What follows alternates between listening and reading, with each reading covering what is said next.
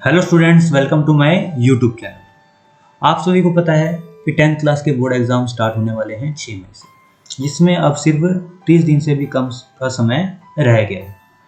इस टाइम में बच्चों की काफ़ी चिंता होती है, काफ़ी वो चिंतित रहते हैं कि इस जो लास्ट टाइम है हमें उसमें रिवीजन कैसे करना चाहिए, हमें जो जो तैयारी है वो किस तरह से करनी चाहिए। और अगर मैथमेटिक्स की अगर बात हो, अगर मैथ्स की, अगर हमारी गणित की बात हो, तो ये चीज़ है काफ़ी आने लगती है कि किस तरह हमें इसकी तैयारी करनी चाहिए। तो आज की इस वीडियो में मैं आपके इन्हीं सवालों का जवाब देने वाला हूँ। आज की इस वीडियो में आपको बताने वाला हूँ 30 दिन के स्टडी प्लान के बारे में, जिसको फॉलो करके आप मैथ में अच्छे मार्क्स लेके आ सकते हैं। ठीक है, और इसमें मैं वही टिप्स एंड ट्रिक्स बताऊंगा, वही स्ट्रेटेजी बताऊंगा जो कि मैंने अपने बोर्ड एग्जाम में यूज़ की थी और मैंने 100 आउट ऑफ 100 मार्क्स अचीव किए थे। तो अगर आप इसको अच्छी तरह से फॉलो करते हैं, जो जो मैं बताता हूँ अगर आप वो करते हैं, तो आपके भी मैथ में अच्छे मार्क्स आ सकते हैं। और अगर आपने काफ़ी अच्छे तरीके से इसको फॉलो किया तो आप आसानी से 100 आउट ऑफ 100 मार्क्स लेके आ सकते हैं। इस वीडियो में 30 डे के स्टडी प्लान के अलावा आपके लिए एक सरप्राइज गिफ्ट भी है, जो कि आपको मैथ में अच्छे मार्क्स स्कोर करने के लिए हेल्प कर सकता है। तो इस वीडियो को अंत तक जरूर देखिए। तो चलिए बच्चों, बिना समय गवाए हम अपने 30 दिन के स्टडी प्लान के बारे में बात करते हैं कि इन 30 दिनों में हमें तैयारी किस तरह करनी है। तो देखो बच्चों, सबसे पहला जो काम है हमें इन 30 दिनों में करना है वो क्या, कि हमें जो अपना सिलेबस है वो क्या करना है, कंप्लीट करना है। हमारे पास टोटल 18 प्रश्नावलियां हैं और हमारे पास दिन है सिर्फ 30, और हमें इसमें सिलेबस भी कंप्लीट करना है, रिवाइज भी करना है और आगे जो पेपर है उसकी भी तैयारी करनी है, मतलब कि जो मॉडल पेपर है या फिर दूसरी चीज़ें। तो क्या बेहतर तरीका है जिससे हम मैथ की प्रश्नावलियाँ भी हमारी अच्छे तरीके से हो जाए और हमारी प्रिपरेशन भी अच्छी रहे और हमें समय भी कम लगे। तो देखो बच्चों, सिलेबस करने का क्या तरीका है। आपको क्या करना है, एक प्रश्नावली उठानी है, एक एक करके प्रश्नावलियाँ उठानी है। और कहाँ से आप स्टार्ट कर सकते हो, जो आपकी सबसे ईजी प्रश्नावली है, मतलब कि ऐसी प्रश्नावली जो आपको ऐसा लगता है कि हमारे को बहुत बढ़िया तरीके से आती है, वो क्या करनी है, आपको चूज करनी है, आपको उसको उठाना है। और उसके बाद क्या करना है, आपको उसका सिलेबस लिख लेना है एक वाइट पेज पे या फिर कोई भी आपकी कॉपी है, उसमें क्या करना है, आपको सिलेबस लिख लेना है। जैसे अगर मैं उदाहरण की बात करूं कि हम बात करते हैं 5वीं प्रश्नावली की, जो कि क्या है, हमारी समांतरण श्रेणी। समांतर श्रेणी हमारी 5वीं प्रश्नावली है। तो देखो इसमें क्या है, 5.1 व 5.2 ही आने वाली है इस साल। 5.3 है वो कोविड के कारण सिलेबस कम हुआ था तो उससे हट गई है। तो देखो ये जो आपका सिलेबस है, इसका लिखने का क्या फ़ायदा होगा कि आप सिर्फ वही चीज़ें पढ़ोगे जो इस साल पेपर में आने वाली है, और जो चीज़ नहीं आने वाली वो आप नहीं पढ़ोगे, और इससे क्या है, आपका टाइम बचेगा। ठीक है बच्चों, इसलिए क्या है, सिलेबस लिखवाना चाह रहा हूँ मैं। उसके बाद देखो आपको क्या करना है, उसके बाद उस प्रश्नावली के क्या है, जो सूत्र हैं, महत्वपूर्ण जो सूत्र हैं, या फिर अगर प्रमेय की बात करूँ या फिर कोई परिभाषा की बात करूँ, ठीक है, वो क्या है, आपको पेज पे लिख लेनी है। मतलब कि आपको क्या करने हैं, इसके शॉर्ट नोट्स बना लेने। ठीक है बच्चों, ये आपका काम हो गया। जैसे अगर हम 5वीं प्रश्नावली की बात करें तो 5वीं प्रश्नावली में क्या क्या है, सबसे पहले बात है कि भाई समांतर श्रेणी क्या होती है। ठीक है, उसके बाद क्या है कि सार्वंतर क्या होता है, और उसके बाद एनवा पद क्या होता है, इसका सूत्र क्या है। ठीक है, या फिर सार्वंतर की परिभाषा क्या होती है, ये सब चीज़ें हैं। तो आपको क्या करना है, ये सारी उस पेज पर लिख लेनी। ये तो काम हो गया हमारा आधा, कि हमने क्या सिलेबस लिख लिया और ये सारी आपने जो शॉर्ट नोट्स बना ली। इससे क्या आगे आपको जो फार्मूले हैं वो भी याद हो जाएंगे। अब बात आती है कि हमें क्या करने हैं, क्वेश्चन करने, क्योंकि अगर मैथ में क्वेश्चन नहीं करेंगे तो मैथ कैसे अच्छे तरीके से कर पाएंगे, है ना। अब बात आती है कि क्वेश्चन हम कैसे करें स्मार्ट तरीके से, ताकि कम समय में हम पूरी प्रश्नावली भी कर लें, हमारी तैयारी भी अच्छी हो जाए और हमारा समय भी कम लगे। तो देखो बच्चों, ये आपको कैसे करना है। तो मान लीजिए कि हम 5.1 प्रश्नावली की बात करते हैं। तो देखो आपको इसके क्वेश्चन कैसे करने हैं। जैसे हमारे को 3 प्रश्न दिए गए हैं, पहला, दूसरा व तीसरा। तो देखो पहला प्रश्न क्या दिया गया है, निम्नलिखित समांतर श्रेणी के लिए प्रथम पद ए व सार्वंतर डी ज्ञात कीजिए। आपने ये प्रश्न पढ़ा, ठीक है, और आपने क्या है, पहला क्वेश्चन इसका सोल्व कर लिया कि 6, 9, 12, 15 ये समांतर श्रेणी है। इसमें आपको प्रथम पद पता चल गया कि भाई 6 है, और जो सार्वंतर है हमारा 3 है। ठीक है, आपको पता चल गया, आपने क्वेश्चन कर लिया। उसके बाद देखो बाकी ये जितने भी क्वेश्चन है ये सारे इसकी तरह के ही हैं। तो आपको क्या करना है, ये जो सभी क्वेश्चन है आपको अपने दिमाग में करने।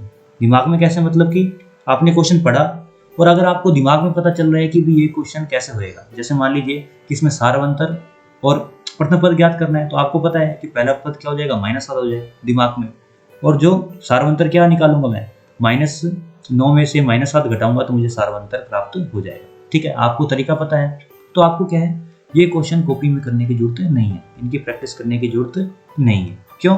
क्योंकि अगर ये क्वेश्चन आपके दिमाग में हो रहे हैं, आपको तरीका पता है, तो आप कॉपी में भी इसको आसानी से कर लोगे। तो इनको कॉपी में करने की जरूरत नहीं है और आपको क्या अगले क्वेश्चन पे बढ़ जाना है। इसी तरह इसमें भी आपको पहला क्वेश्चन करना है, उसके बाद बाकी क्वेश्चन आपको देखने से पता चलना है कि भी ये हो जाएंगे, तो इनको कॉपी में करने की जरूरत नहीं है। अब मान लीजिए बीच में आपके पास कोई एक ऐसा क्वेश्चन आ गया, जैसे मान लीजिए तीसरा, कि भाई आपसे ये दिमाग में नहीं हो रहा है कि 0.6 है और 1.1 है, तो ये मैं कैसे करूँगा। तो देखो फिर क्या करना है आपको, ये जो हमारा क्वेश्चन है इस पे आपको इंपॉर्टेंट का निशान बना देना, ठीक है, और इसके बाद इसको हल करने की कोशिश करनी है। आपने इसको हल किया, आपसे नहीं हुआ, तो आपकी जो कॉपी है या फिर जो भी आपकी रेफरेंस है उसमें देखो कि क्वेश्चन कैसे होगा और उसके बाद इसको कंप्लीट कर लो, और साथ में ये इसको इंपॉर्टेंट मार्क कर देना है। ठीक है बच्चों, और ऐसे ही आगे भी आपको करना है। और मान लीजिए कोई क्वेश्चन आ गया जो आपसे नहीं हो रहा, तो आपने इसको इंपॉर्टेंट कर दिया। तो देखो इस तरह क्या होगा कि पहली बात कि आपको कम टाइम लगेगा, ठीक है, आप आसानी से प्रश्नावली कर पाओगे, और ऐसा करने के बाद आपके पास इंपॉर्टेंट क्वेश्चन भी आपको मिल जाएंगे। कैसे? कि आपको पता है कि ये क्वेश्चन मेरे से नहीं हुआ और ये वाला क्वेश्चन मेरे से नहीं हुआ, तो ये क्या है, क्वेश्चन आपके लिए इंपॉर्टेंट हो गए। तो जब आपको रिवीजन करना है तो इन क्वेश्चनों पे आपको ज़्यादा ध्यान देना है। ठीक है बच्चों, तो इस तरह की आपको सारी प्रश्नावलियाँ करनी है, तो जिससे क्या है कि कम समय में आपकी सारी प्रश्नावलियाँ हो जाएंगी। ठीक है बच्चों, तो देखिए हमने जो पहला काम है सिलेबस कंप्लीट करना वो कर दिया है, और ऐसा कंप्लीट करने के बाद देखो आपके पास क्या क्या रहेगा। सबसे पहले आपके पास हर एक प्रश्नावली के नोट्स तैयार हो जाएंगे, ठीक है, और आपके पास क्या है, इंपॉर्टेंट क्वेश्चन की लिस्ट भी तैयार हो जाएगी हर एक प्रश्नावली की। ठीक है बच्चों, देखो बच्चों अब हमने सिलेबस कंप्लीट कर लिया है, लेकिन सिर्फ सिलेबस कंप्लीट करने से हमारा काम नहीं चलेगा, हमें क्या है, इसका रिविजन भी करना पड़ेगा। तो देखो आपने जो सिलेबस कंप्लीट किया, आपके पास 18 प्रश्नावलियाँ थी, ठीक है, और आपको ये एक दिन में अगर एक प्रश्नावली करते हो तो 18 से 19 दिन में ये आपकी सारी प्रश्नावलियाँ हो जाएंगी। मान लीजिए कोई एक प्रश्नावली बड़ी है तो आपने 2 दिन में कंप्लीट की, तो 18 से 19 दिन में क्या है, ये आपकी प्रश्नावलियाँ कंप्लीट हो जाएंगी। ठीक है बच्चों, उसके बाद आपको क्या करना है, आगे के जो 4 से 5 दिन, ठीक है, 4 से जो 5 दिन है उसमें क्या है, आपको रिविजन करना है, और ये 4 से 5 दिन में आपका रिविजन आसानी से हो जाएगा। क्यों? क्योंकि आपके पास नोट्स तैयार हैं और आपके पास इंपॉर्टेंट क्वेश्चन की लिस्ट तैयार है, तो आपको क्या है, ये नोट्स पढ़ने हैं और ये सिर्फ इंपॉर्टेंट क्वेश्चन ही करने हैं। ठीक है, तो 4 से 5 दिन में आप सारी प्रश्नावलियाँ आसानी से कर सकते हो। अगर 3-4 प्रश्नावली एक दिन में करोगे तो 4 से 5 प्रश्नावलियाँ आसानी से हो जाएंगी। तो ठीक है, आपने क्या सिलेबस कंप्लीट कर लिया और आपने रिविजन कर लिया। यहाँ पे क्या हमारा 50% काम कंप्लीट हो जाता है तैयारी का। अब आप बोलोगे कि बाकी का 50% काम क्या है, तो अब हम उसकी बात करते हैं। उसके बाद आगे आपको क्या करना है, टाइम मैनेजमेंट पे ध्यान देना।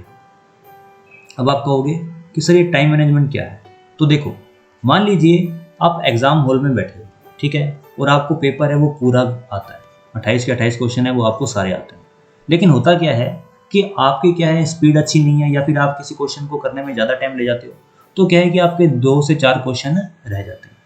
तो देखो ये क्या है, सबसे बुरी बात है कि आपको पूरा पेपर भी आता है और टाइम मैनेजमेंट खराब होने की वजह से आपके 2 से 4 क्वेश्चन रह गए। तो क्या है, हमें इस पर भी काम करना जरूरी है।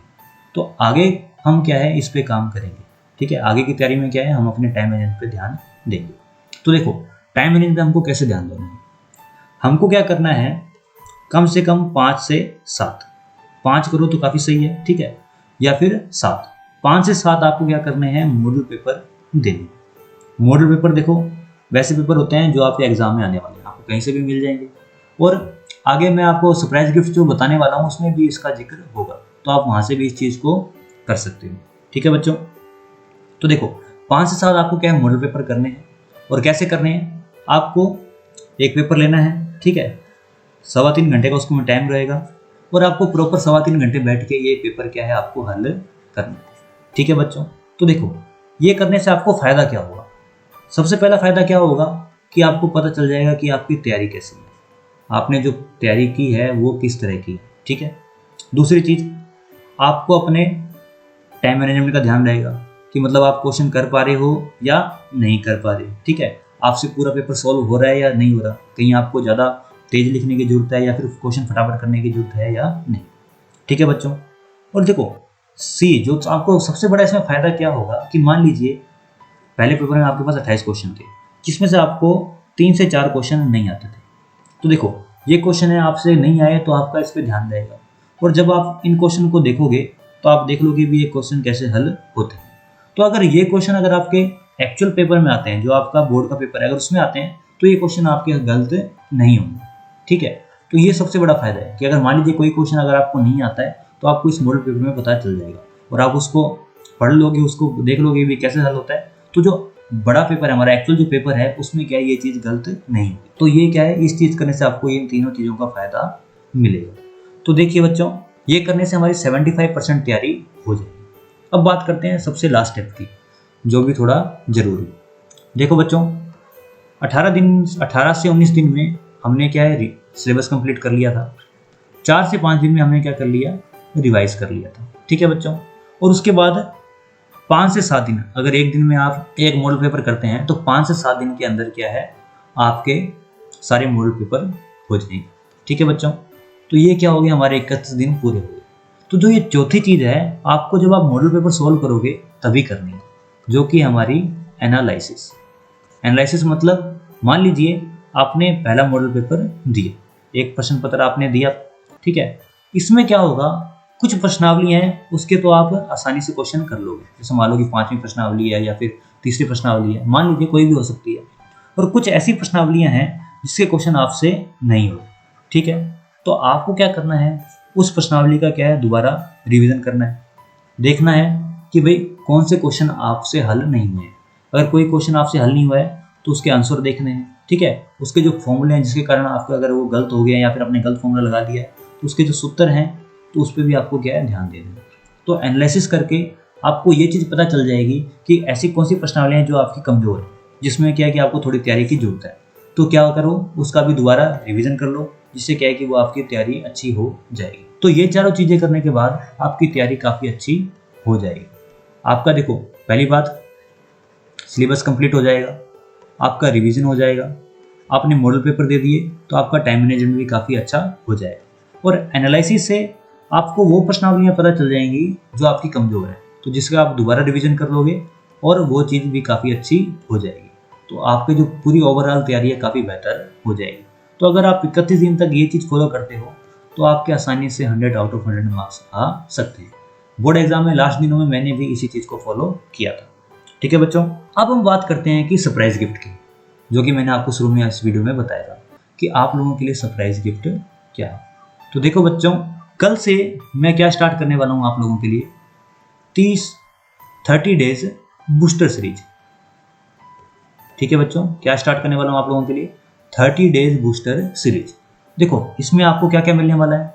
इसमें देखो हर दिन मैं क्या करूँगा, एक चैप्टर लेके उसके क्या करूँगा, नोट्स आपको बताऊँगा, जो इंपॉर्टेंट चीज़ है, मतलब कि आपको रिवाइज करवाऊँगा। ठीक है, साथ ही उसके जो इंपॉर्टेंट क्वेश्चन है वो भी मैं आपको सॉल्व करके बताऊँगा।